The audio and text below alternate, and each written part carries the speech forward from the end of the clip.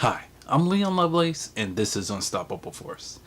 Now, I love you guys because you guys are watching my channel. You're actually powering the show because without you guys watching, I'd eventually have to stop because I actually need at least a few people watching this show. So, especially you viewers on BitChute because, of course, you guys already know that YouTube is throttling all the progressive anti-war news channels on there. So, you guys on BitChute, I appreciate you guys a lot. So just make sure you like it, and also don't forget to comment because not too many people are commenting on BitChute, and we can have a conversation in the comment section. So yeah, just if you ever want to mention anything, yeah, just throw it on there.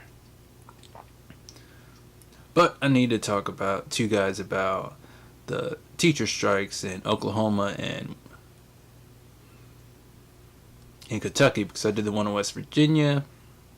I was really glad that those teachers started striking because the people, the working class, really need to start striking to make sure that either the government or the corporate leaders really need to start paying us because we're the ones that are doing all the heavy lifting to make all these profits. And we need a raise. We haven't gotten a raise since at least the economic downturn or the economic recession of 08. I was trying to use a different website to report this, but a lot of the other mainstream news media outlets, they always want to phrase it and kind of hint that the teachers are striking, they're all selfish, greedy people, they're just in it for themselves, and if they turn down a $6,000 pay raise, what the hell are they doing? They're so fucking selfish. Don't they know that the state governments can't give them more than a $6,000 pay raise?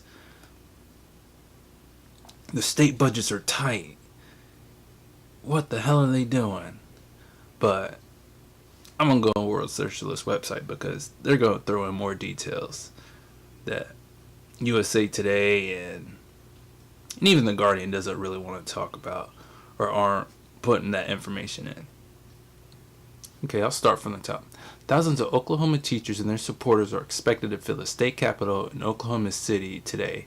This article is from April 6th. As a strike by nearly 40,000 teachers in the southwestern U.S. state reaches its fifth day. Teachers are demanding a $10,000 pay raise and a sharp increase in school funding in the state. And that part is a part that some of these other articles aren't leaving out. Is that the teachers are declining the $6,000 pay raise. One, because they need a $10,000 pay raise, and two, because these bills aren't including huge increases for the education system. The school budgets have been slashed year after year for the last 10 plus years. So they're also striking so they get more public funding from the state, not just a pay raise.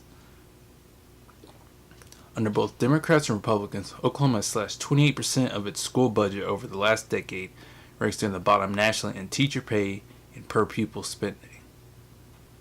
And here's the fucking problem with the unions trying to undercut the teachers' willingness to go on strike. Despite efforts by the Oklahoma Education Association and Oklahoma City American Federation of Teachers to prevent the walkout and then sabotage it by boosting illusions in state Democrats, a union official was forced to say the strike would continue next week. Teachers in Tulsa are marching to the state capitol on a 110-mile trek, which is building up support along the route. The walkout, which was initiated by rank-and-file educators in defiance of the unions and the state's anti-strike laws, and that also seems unconstitutional that people supposedly aren't allowed to go on strike. It's part of a powerful movement of teachers spreading throughout the U.S. and internationally. On Monday, Kentucky teachers, many of whom had carried out sick-outs, marched on the state capital, Frankfort, to defend their pensions. Protests continued later in the week in the eastern city of Pikeville. More than 1,000 educators and supporters converged on the Arizona State Office building in downtown Tucson, Arizona, Wednesday afternoon after a series of walk-in rallies at local schools. So this is really positive news because just not going on strike and then just trying to lobby all these state legislatures hasn't really worked because they've continually been slashing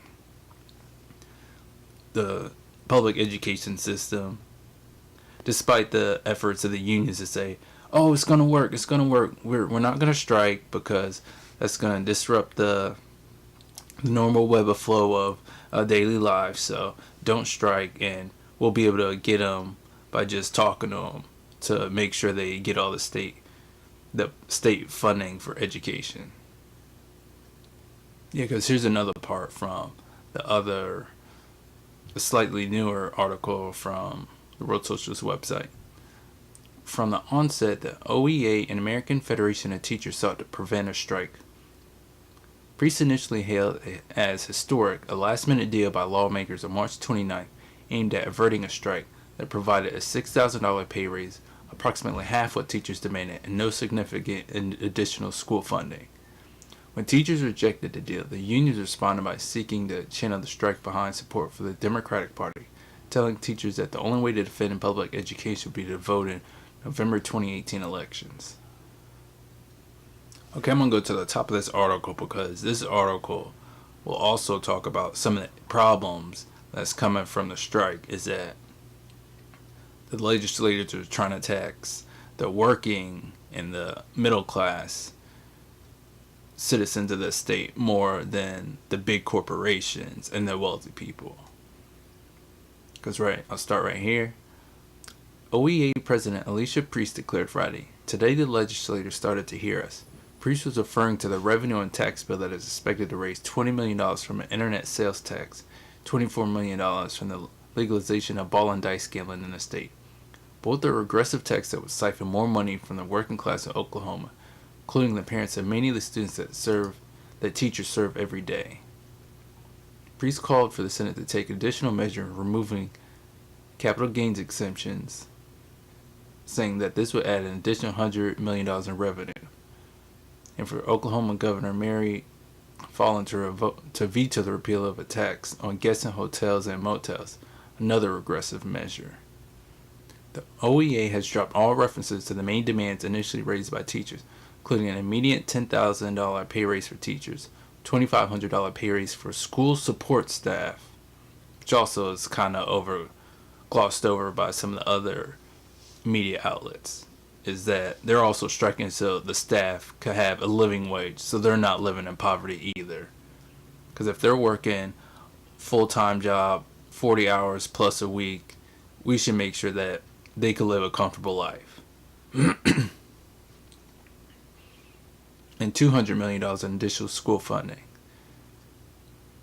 These measures will themselves not make up for a decade in which real school funding has been cut by more than 28%, or an average of $1,000 per pupil each year. So some of the issue is that a lot of these, especially the Republicans, talk about how they're for the families and they're all about family values. They're all about family values. But if they're about family values, why are they not funding public education? But since neither party represents the people of the United States or the people of their specific state, we need to keep striking and keep yelling at them saying, "Hey, fund fucking education. That's your job, to educate, make sure the people, especially the children of your state and your communities, are educated. So do it." And the next step we need to start doing is start voting independent candidates and third-party candidates. Because that's the easy part. Just say the Democratic representative right here and the Republican representative right here both suck ass. So we need to vote in for that independent right there.